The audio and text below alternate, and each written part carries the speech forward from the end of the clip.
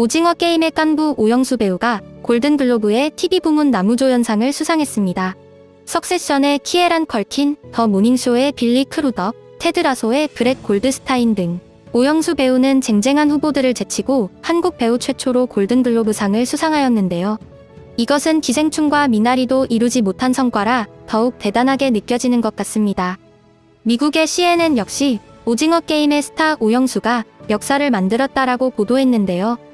또한 공연예술 전산망에 따르면 오영수 배우가 참여한 연극 라스트 세션이 골든글로브 수상 이후 연극 예매 순위 1위를 차지했다고 하죠.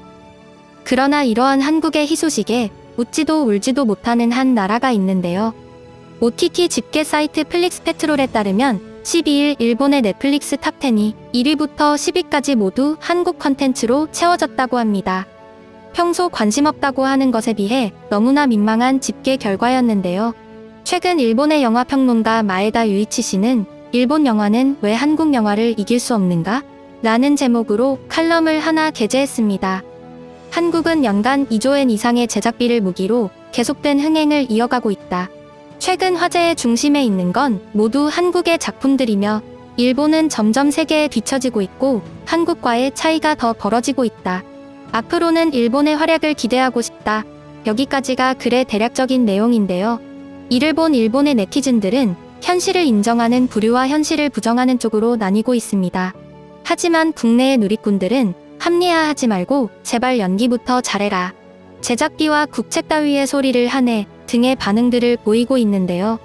앞으로도 한국 배우들의 더 많은 활약을 바라며 지금부터 일본 네티즌들의 반응들을 함께 살펴보시죠. 분하지만 이 분야에서는 처음부터 승부가 되질 않아. 별로 지고 있다고 생각하지 않습니다만 뭔가 조금 히트치거나 인기가 생기면 일본보다 뛰어나다든지 이겼다든지 말하고 싶은 마음은 알겠지만요. 물론 볼만한 일본 영화도 있지만 그것조차 해마다 줄어들고 있네요. 애니메이션 실사판이라든지 너무 부끄러워서 볼 수 없는 것은 저뿐인가요? 일본이 지는 건 순전히 각본, 연출, 배우의 차이다. 넷플릭스를 계약하진 않았지만 요즘 한국 영화나 드라마를 보면 확실히 하이 레벨이다. 리얼하고 각본도 재미있고 배우들의 연기력은 장난이 아니다. 일본 영화는 대사 표현도 못하는 젊은 배우들뿐. 앞으로 일본이 어떻게 바뀌어갈지 궁금하지만 현 시점에서의 차이는 절망적이라고 생각한다. 승패를 왜 가르는 거죠? 영화나 드라마는 취향의 문제입니다. 일본이 지는 것은 굳이 승부를 하지 않기 때문이다. 일본의 영화는 세계와 달리 일본에서 성공하도록 만들어지고 있다. 일본은 영웅보다는 악역을 주인공으로 하는 편이 잘 팔리거나 오징어 게임 같은 단순한 승부보다는 시청자를 속이는 특수 효과가 담겨있는 쪽이 더 잘 팔린다. 엔터테인먼트에서는 한국의 완패입니다. 왜 승패를 논하는지 의미를 모르겠다. 일본은 내수시장이 충분하기 때문에 일본인의 감성에 맞게 만들고 있다. 그냥 좋아하는 대로 만들면 된다. 한국을 이길 수 없다고? 그럼 국제적인 상을 어느 쪽이 더 많이 잡고 있는지 봐라. 일본 영화의 역사가 긴 만큼 수로 겨루는 것은 공정하지 못하다. 최근의 수상 동향을 보는 쪽이 공정하지. 실상은 아카데미 작품상 감독상을 수상한 쪽이 한국이며 일본 영화는 수상하지 못했다. 최근 동향이 공정하다면 드라이브 마이카로 상을 마구 따고 있는 일본이 훨씬 더 우월하겠군요. 이건 내 개인적인 느낌이지만 일본은 이미 20년 이상 전부터 뛰어난 인재들이 영화 업계로 가지 않고 만화, 애니메이션, 게임 업계로 진출해버리지 않았나 생각합니다. 일본도 애니메이션 영화라면 세계적으로 지고 있지 않다.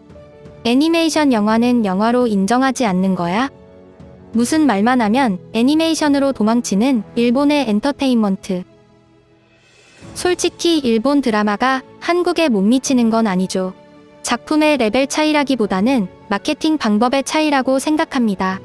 그런데 정말 한국 작품이 그 정도로 평가를 받나요?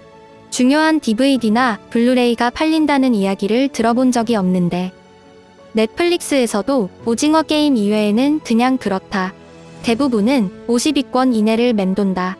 오징어 게임이나 올드보이처럼 일본 아이디어를 이용한 작품 이외에는 해외에서도 그냥 보통의 느낌일 것이다. 내 수만으로도 좋다. 그 영화의 목적이 무엇인지를 분명히 의식하고 제작한 영화가 우수한 영화다. 일본도 연기력은 크게 부족하지 않다. 예산이 적고 영화 업계가 안이하게 돌아가고 있기 때문에 가진 실력을 발휘하지 못하고 쉽게 비판되고 있다고 생각한다. 예산 문제만이 아닌 건 분명하다. 한국은 생각나는 걸 그대로 실현시켜 버리는 기세가 대단하다고 생각해요. 일본은 생각을 하다가도 망설여버리니까요. 한때 일본은 세계에서 가장 질 높은 영화를 만드는 나라였다. 지금 와서 당시의 영광을 원한다고 해도 어쩔 수는 없지만 해외에서 팔릴 만한 작품을 제작하는 것도 일본 영화가 살아남는 방법 중 하나일 것이다. 일본이 지는 이유에 대해 예산의 차이나 내수 시장을 이야기하는 사람들이 많은데 나는 그것이 극히 일부라고 생각한다. 순수 일본인인 내 시점에서 영미안의 엔터테인먼트가 몇 배는 더 재미있었다. 나는 한국을 별로 좋아하지 않지만 영화는 역시 재미있다고 생각해. 반대로 보고 싶은 일본 영화는 정말 적다. 홈 드라마나 코미디에 관해서는 일본 영화도 나쁘지 않지만 액션이나 서스펜스는 확실히 차이가 나는 느낌이 있다. 잘 만드니까 이번에 골든글로브도 받았겠지. 내두익들은 오징어 게임의 할아버지가 이번에 상 받은 사실을 모르고 있는 것 같다. 그리고 내두익들은 일본인으로서를 말할 자격이 없어. 지금까지 시청해주셔서 감사합니다. 구독과 좋아요는 저에게 큰 힘이 됩니다.